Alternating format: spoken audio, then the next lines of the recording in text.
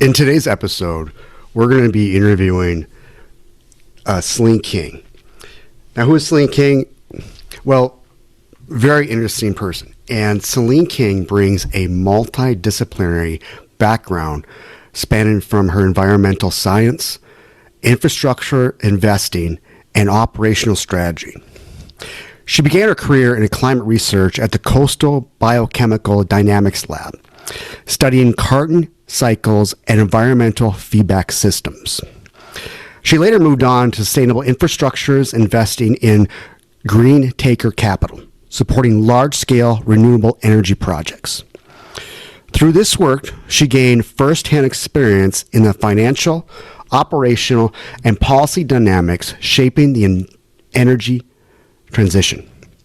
Celine's work sits at the intersection of climate accountability and practical implementation, with a focus on applying measurable data and the modern technology to improve the performance in a legacy industry.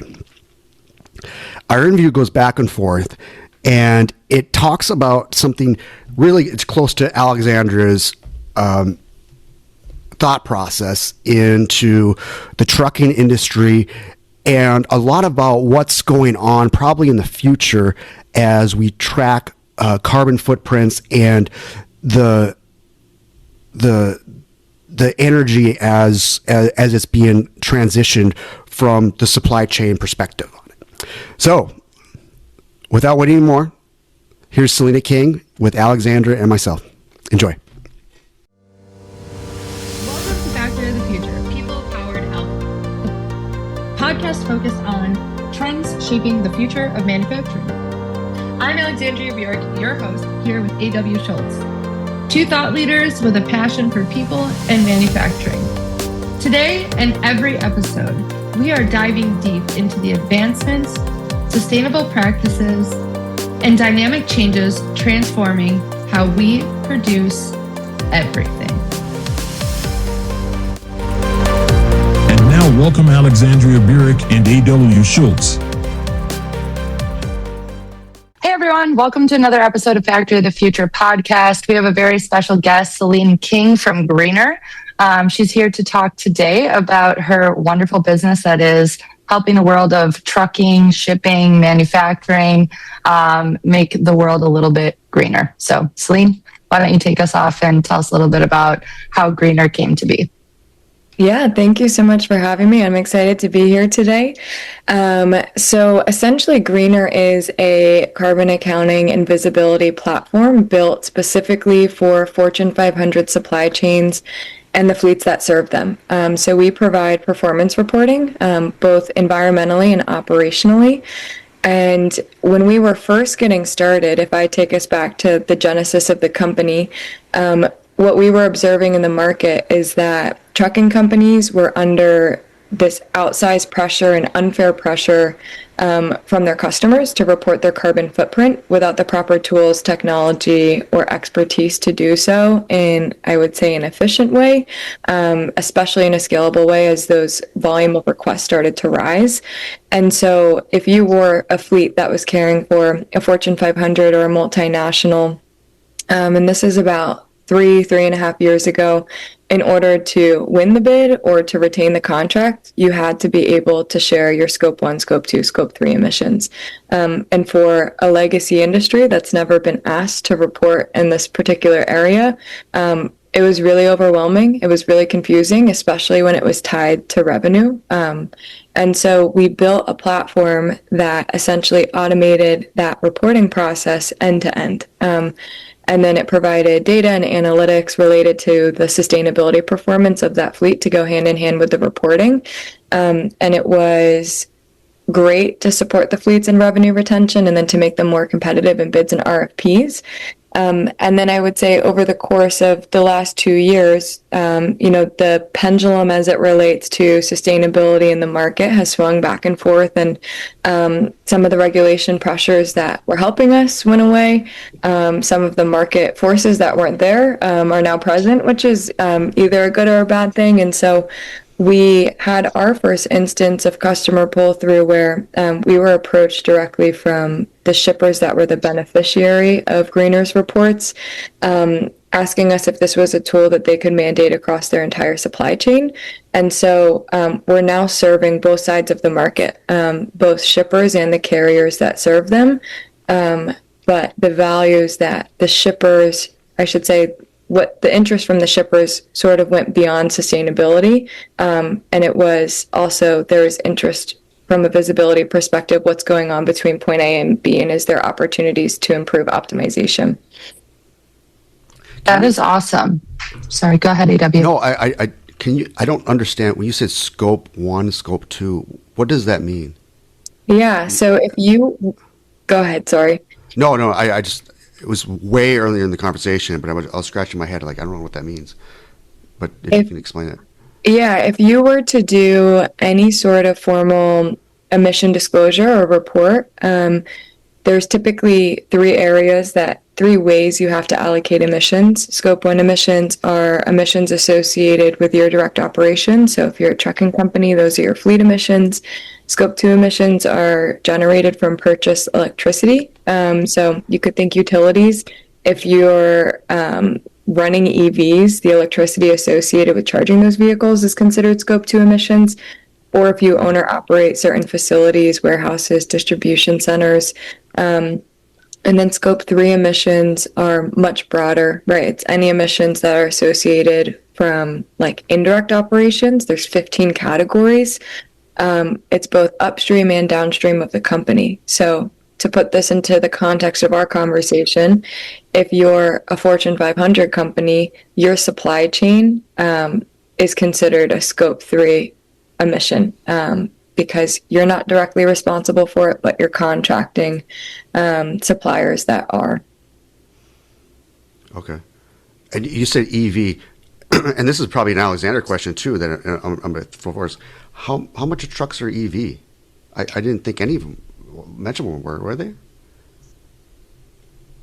It's moving in that direction. So it's funny enough, there's some really big Fortune 500 companies. Actually, one of them that we were talking about before we started recording is Pepsi.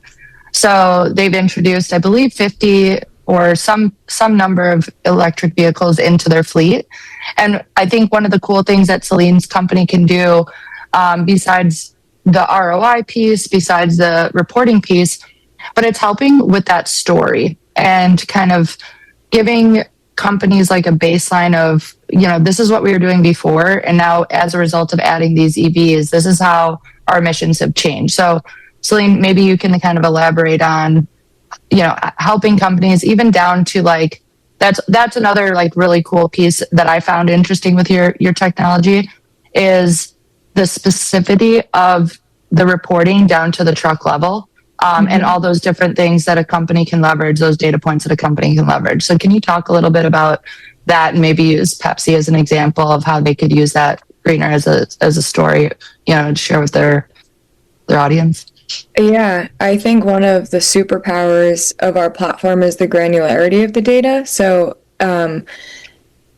because we're third-party assured, the way that our data works is it's at a transactional level for every vehicle and every fleet. So you can drill down to like a very specific data point, even just a fuel transaction. And what that allows you to do is to quantify the impact of operational changes across all different verticals. So whether that's upgrading equipment and assets, or maybe in this example, electrifying, and determining whether that change was A, effective, B, worth it from a capital allocation standpoint, is something that's really important. And so oftentimes we see GreenIRR being leveraged as a system of record. If you're starting to invest in alternative fuels, if you're using CNG, if you're using, any blend of biodiesel or renewable diesel.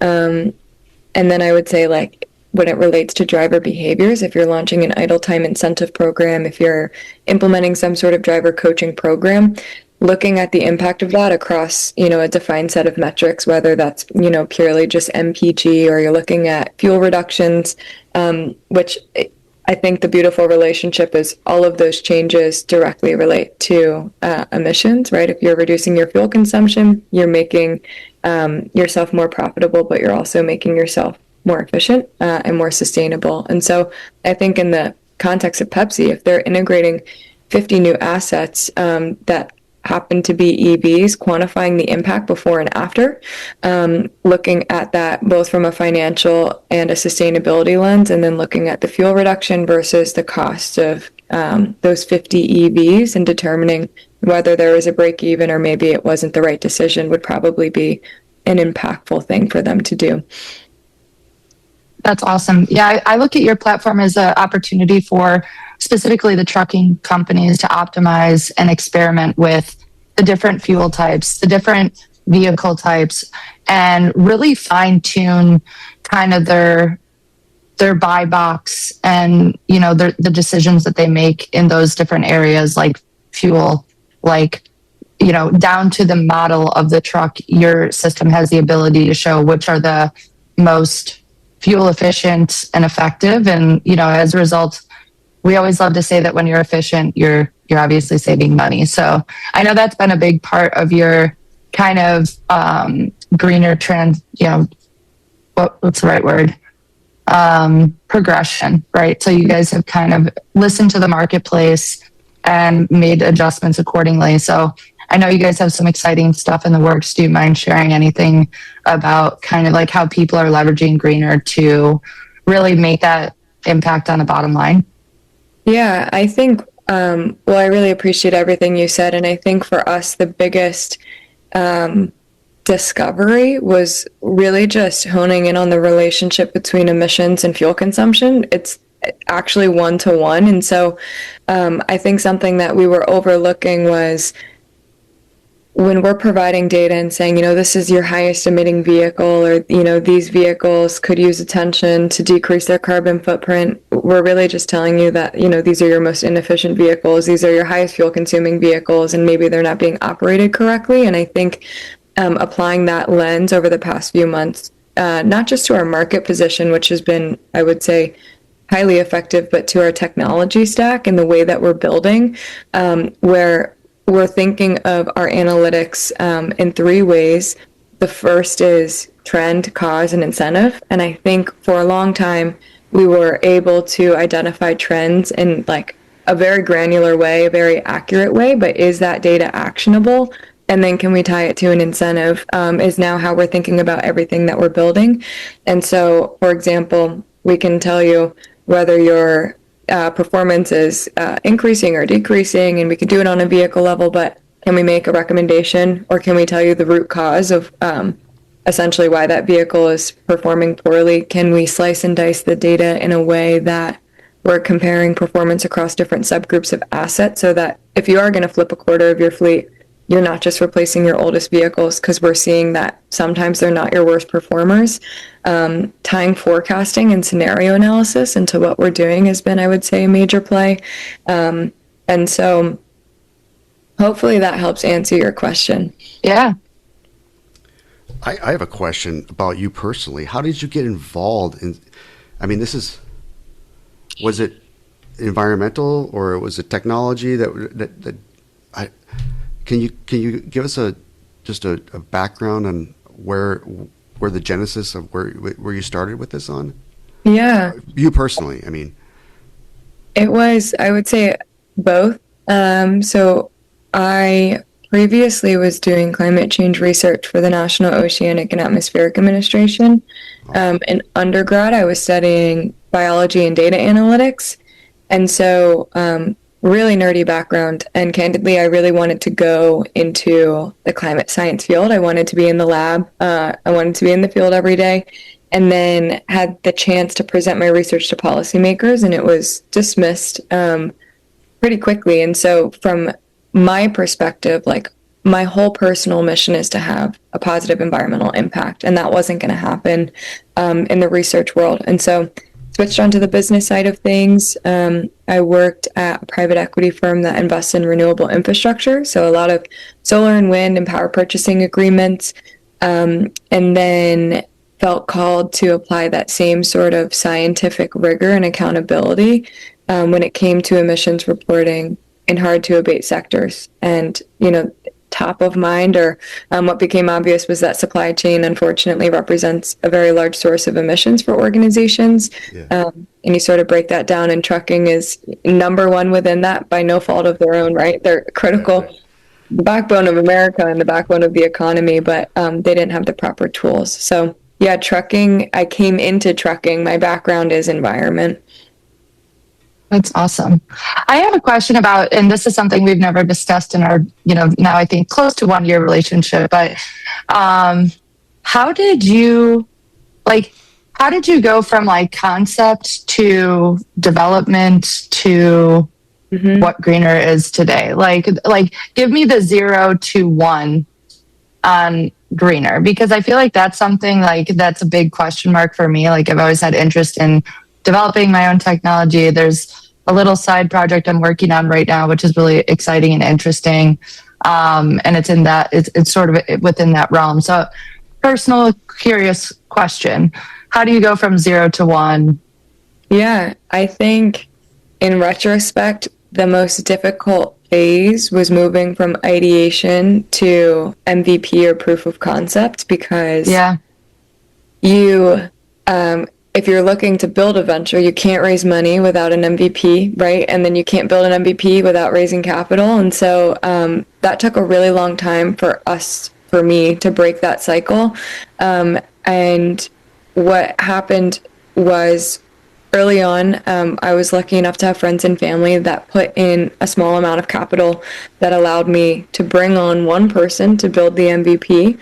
And once we had the MVP, we gained the trust of Daybreak Express, John Skirbo, who we've talked about a lot. He was our first, I'll say champion, but beta test pilot customer, and he actually trusted us to build something that we didn't yet have, which was sort of this like unbelievable bet by John. And we absolutely wouldn't be here without him today.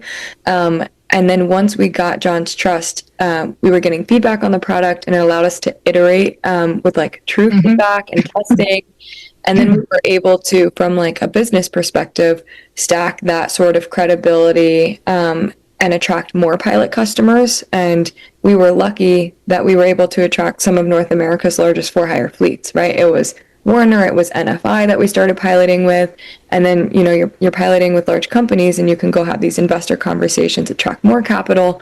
And then you can really build the product out. You can start to hire engineers that know what they're doing. And it sort of becomes this flywheel towards commercialization. Sounds a lot easier the way that I'm saying it than it actually was. But that's how we got started. That's amazing. That's so cool. Thank you. Yeah. Okay, so I'm going to ask you a fun question, right? So top of mind, I'm writing my proposal to speak at Women in Trucking. And I've selected a topic I'm not going to share on the episode, but I'll catch up with you offline. Do you have any messages to women who are working in predominantly male dominated industries or like environments? Because I think that's something that it's always top of mind when I get to speak with another like highly successful, highly influential woman. And I like to try to help other women as much as men think about it through maybe a reframed perspective. So what would you say to any women out there in the male dominated sectors? Yeah, I would say it can certainly be intimidating to go to industry events. And I think something that has helped me is making like allies. I don't think it has to be intimidating. I found that most of the time, like even if, the other women at the event or in the industry are few and far between, the men typically want to help you. Like I found that trucking is extremely friendly, even though there may be more male dominated. And that being said, what has helped me the most is like, you almost have to know your stuff inside and out 10 times more than a man would have to gain the credibility that you need to have the place in the room and the seat at the table. And maybe that's not fair, but it kind of is. It is what it is. And in a weird way, I feel like it's almost motivating for you to take that and to go back and say, like, I do deserve a seat at the table. And like, if I'm put under pressure, if I'm questioned about what I know, like, I'm going to be able to double down. And I found that, making sure that I speak the language in a way that's credible. And it's not just, I'm here because I was brought here by the company, or I'm here because I'm a woman, and there's not that many women in this industry. Really showing that you deserve a place has been helpful. And then, I don't know. For me, I feel like gaining credibility was one of the hardest things that I had to do. And then reshaping my mindset to make allies has been pretty impactful. I don't know if that resonates or if that's what you were looking for, but I'd actually be curious what your perspective is on that, because you're sort of in the same. Yeah. No, can I ask the question? Yeah. So, as a, what I am, a privileged person, white man. What, and this is an Alexandria, you can answer this too. You're at this event, and what do you see that opens yourself up to want to approach somebody like myself that would make you feel comfortable that maybe I bring some knowledge and I'm not going to dismiss you, and this is just this is more. I think I'm going to answer that. I'm going to answer that in a reverse question.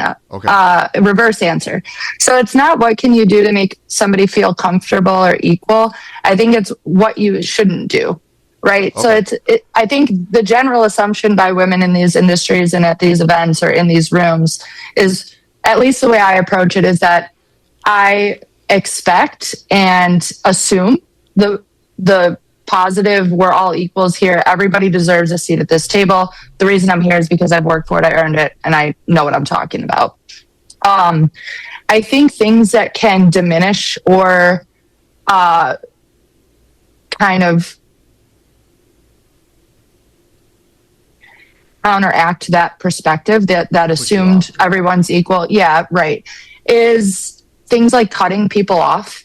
I think one thing that men miss a lot is that they're very quick to cut a woman off, but they don't necessarily do it to other men. And I've observed this as being the only woman in the room multiple times. There's really no problem that I've seen with that. And the men that are extremely conscientious don't do that.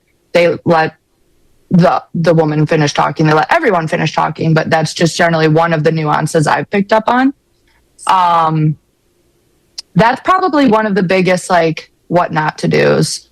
Or I would say another one that I've picked up on is like asking a woman who's equal or whatever to assume that they're taking notes. That's kind of not a microaggression, right? But like, it's like, oh, assumed, no, we're all in this meeting. So like, we're all equal here. We should all take our own notes and then come back together. So like, I think those are two things that men, if they wanted to like make the workplace a little bit better and be conscientious and good members of the society and business community, they would do those two things. Okay. I can take it from the other side too, which is, I think one thing that is helpful that I found is when you're the only woman there, having someone go out of their way to include you in the conversation, which sounds literally so basic, but the number of times that doesn't happen, where you're just sort of like a silent observer and you're not actively brought in, and then it feels awkward or intimidating to join. And like, Of course, it's our responsibility to not be in our head and to assert ourselves into a conversation because, that's a personal responsibility. But there's been a few times where I feel like I've been at a conference where, we're at lunch and there's 8 people around the table and I'm the only woman, and there's, a really energizing topic and someone will say, "What do you think?" And like, it makes you feel 10 times better. You feel included, you feel welcomed. And then, I would just say like general curiosity, like, why are you here? What do you work on? Like, it's so simple. Those would be mine too.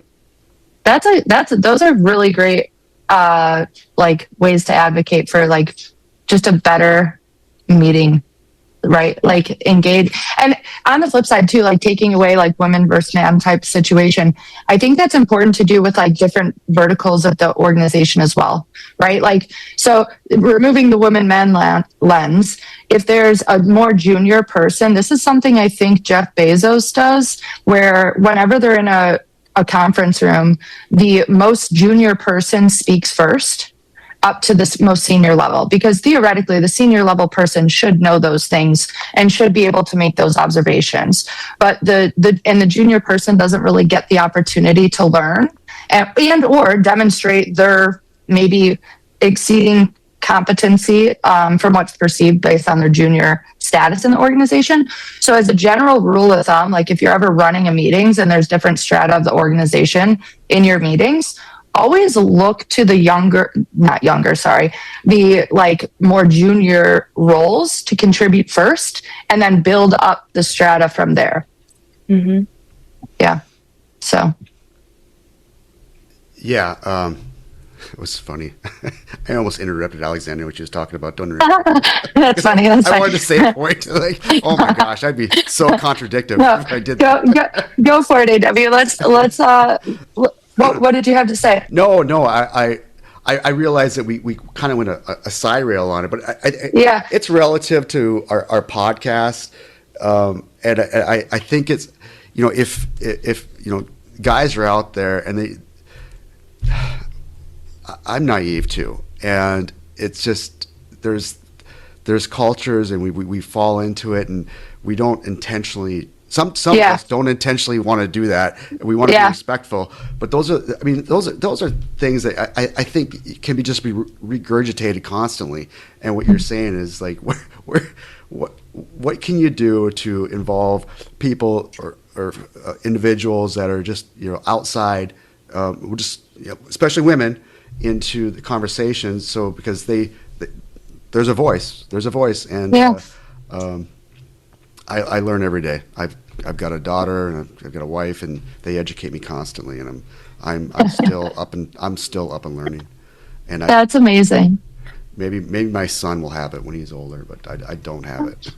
Well, you can let them listen to this episode, AW. We're gonna listen to it in the car. Cool. Well, Celine, it's been really great having you. I think we're about at time. Is there anything that you didn't get a chance to share with the audience? And or we'll post your website in the show notes. But if there's anything else or any other way that people, whether they're shippers or trucking companies or sustainability heads, or how do you would like them to reach out to you? Boy, that was a struggle to get out. They can reach out. I would say the website's probably the best place if they want to follow along with our journey. LinkedIn, and then you should be able to reach out to someone on our team from there. And I've really enjoyed the discussion. I feel like we've covered almost everything. And the only thing that comes to mind that I feel like is worth sharing, just given who the audience is that we've seen this massive shift from the top towards evidence-based procurement. And I'm sharing that more so from like an educational perspective, because we find it interesting, and we're starting to play a role in it, where historically shippers are, negotiating price based on rate tables and things like that. And we've seen more and more that, there's heads of responsible sourcing, and they're looking at performance and they're looking at efficiency. Sometimes it's sustainability, but it's for the first time where I feel like sustainability roles and I should say have P&L authority, because it's a cost savings lever. But if you're a carrier looking to differentiate yourself, proof of performance, proof of progress, proof of efficiency, those are ways that you can stand out in bids. And I think it's going to become more and more relevant. Awesome. That's amazing. Well, we're out of here like finished goods. Thank you, Celine. Thank you so much for having me. This is Factory of the Future, and we are out of here like finished goods. Stay tuned for our next episode of Factory of the Future, where we're exploring groundbreaking techniques and behaviors that are reshaping industrial landscapes. Don't forget to subscribe and leave us a review, and help others discover the cutting-edge insights transforming manufacturing as we know it.